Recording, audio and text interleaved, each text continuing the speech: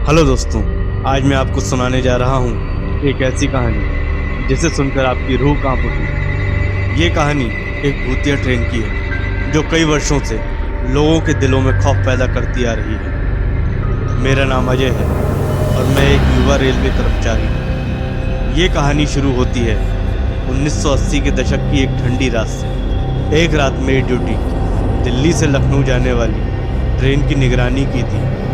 मैंने सुना था कि इस रूट पर एक ट्रेन कभी कभी रहस्यमय तरीके से प्रकट होती है और फिर गायब हो जाती है, लेकिन मैंने इसे महज एक अफवाह मानकर अपनी ड्यूटी पर जाने का फैसला किया। मैं अपने स्टेशन पर पहुंचकर अपनी ड्यूटी शुरू कर चुका था। आधी रात हो चुकी थी और स्टेशन पूरी तरह से सुनसान था। मैं ट्रेन का इंतजार कर रहा था, तभी अचानक मुझे दूर से ट्रेन की आवाज़ सुनाई दी। मैंने देखा कि पटरी पर एक पुरानी जर्जर ट्रेन आ रही थी। ट्रेन की बत्तियां धुंधली और झपक रही थी और उसमें से अजीबोगरीब आवाज़ें आ रही थी। जैसे ही ट्रेन स्टेशन पर रुकी, मैंने देखा कि ट्रेन के डिब्बे बिल्कुल खाली थे। हर डिब्बे में अंधेरा था और खिड़कियों से अंदर झांकने पर सिर्फ काले साए नजर आ रहे थे। ट्रेन के इंजन से सफ़ेद धुआं निकल रहा था जो पूरे स्टेशन को घेर रहा था। ये ट्रेन नॉर्मल ट्रेन की तरह नहीं लग रही थी। मैंने हिम्मत करके ट्रेन के पास जाने का फैसला किया। जैसे ही मैंने ट्रेन के पहले डिब्बे का दरवाज़ा खोला, मुझे अंदर से किसी की सिसकियां सुनाई दी। मैंने देखा कि डिब्बे के अंदर कई लोग बैठे थे, लेकिन उनके चेहरे साफ नहीं दिख रहे थे। अचानक एक महिला का चेहरा मेरी ओर मुड़ा और उसकी आंखों में गहरा अंधेरा था। वह चिल्लाई, बचाओ, और फिर गायब हो गई। मेरा दिल जोर जोर से धड़कने लगा। मैंने दूसरे डिब्बे की ओर कदम बढ़ाया। डिब्बे के अंदर एक आदमी बेंच पर बैठा हुआ था, लेकिन उसका सिर उसके शरीर से अलग होकर हवा में तैर रहा था।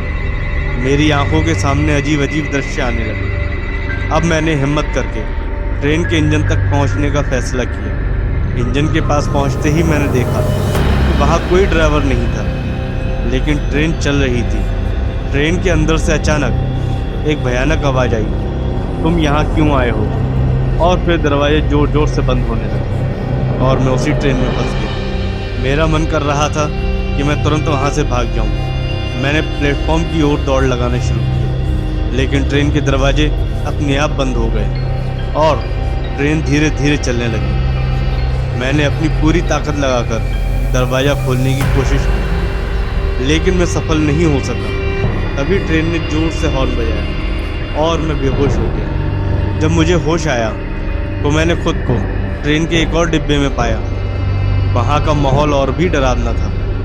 दीवारों पर खून के धब्बे थे और सीटों पर अजीब सी आकृतियाँ नजर आ रही थीं। एक कोने में एक पुराना रेडियो बज रहा था जिससे डरावनी आवाज़ें आ रही थीं, तुम्हें यहाँ नहीं आना चाहिए था।